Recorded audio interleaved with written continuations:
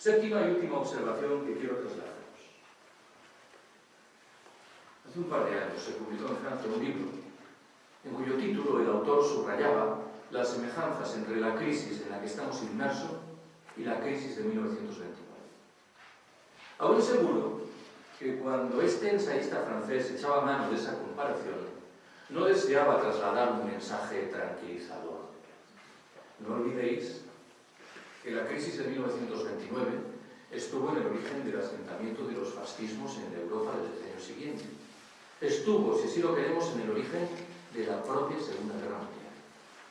Yo tengo la impresión, sin embargo, de que este analista francés se quedaba corto. ¿Por qué? Nos hemos acostumbrado a utilizar la palabra crisis en singular para identificar esa modalidad de la crisis que hemos decidido etiquetar como financiera.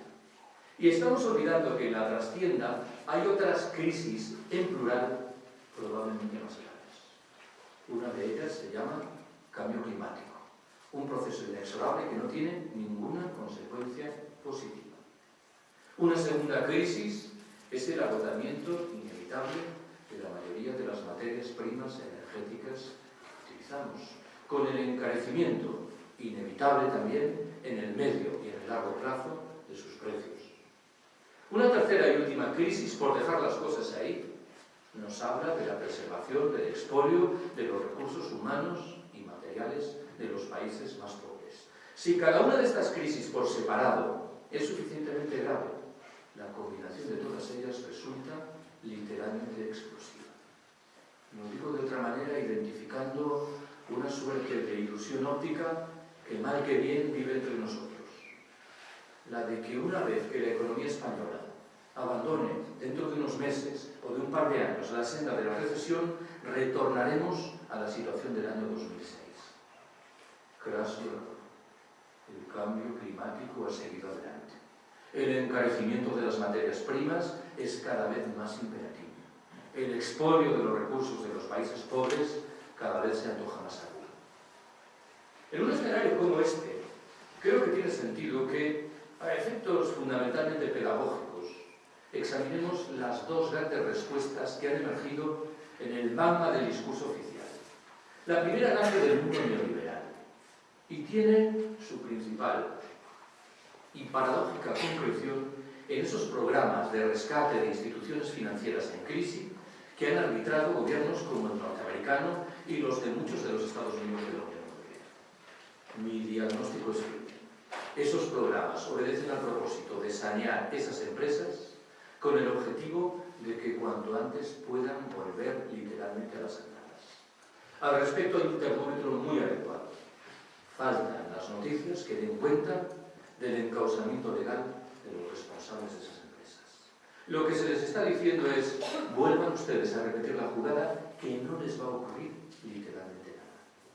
En el terreno conceptual, este proyecto se manifiesta a través de las reiteradas declaraciones del presidente francés Sarkozy, que bien recordaréis habló en su momento de la necesidad de refundar el capitalismo.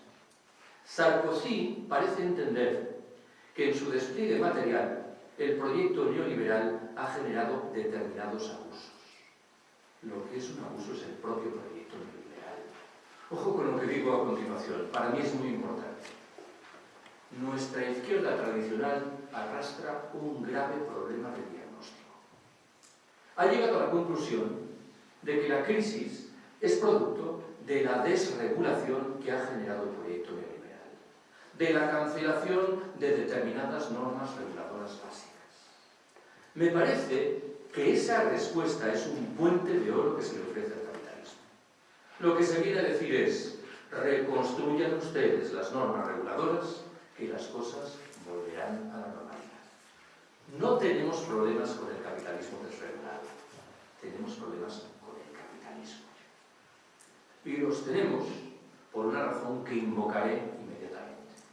La segunda de las respuestas emerge del mundo socialdemócrata keynesiano y se asienta, como siempre, en la idea de que el Estado debe tirar de la demanda para permitir que abandonemos la senda de la crisis.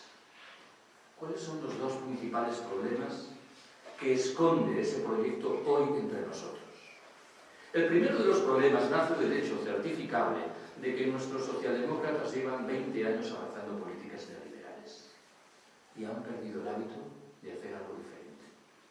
Cuando Rodríguez Zapatero quiere sacar de la chistera alguna medida aparentemente ingeniosa, siempre se mueve por el terreno de la desregulación. Más grave es, sin embargo, el segundo de los problemas.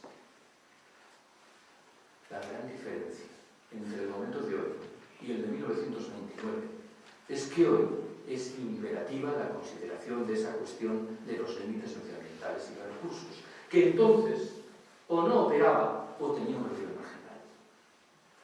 Cuando el presidente Rodríguez Zapatero nos dice que uno de los elementos centrales que conviene desplegar para abandonar la senda de la crisis es el que pasa por la obra pública en infraestructuras de transporte, trenes de alta velocidad, nuevas autovías, haría bien en explicarnos quién va a poder utilizar dentro de 10 años esas maravillosas autovías de nueva construcción cuando el litro de gasolina cueste 4, 6 u 8 euros. Estas son las preguntas que nuestros gobernantes, llevados de nuevo del designio de concebir los hechos en términos de las próximas elecciones, prefieren esquivar.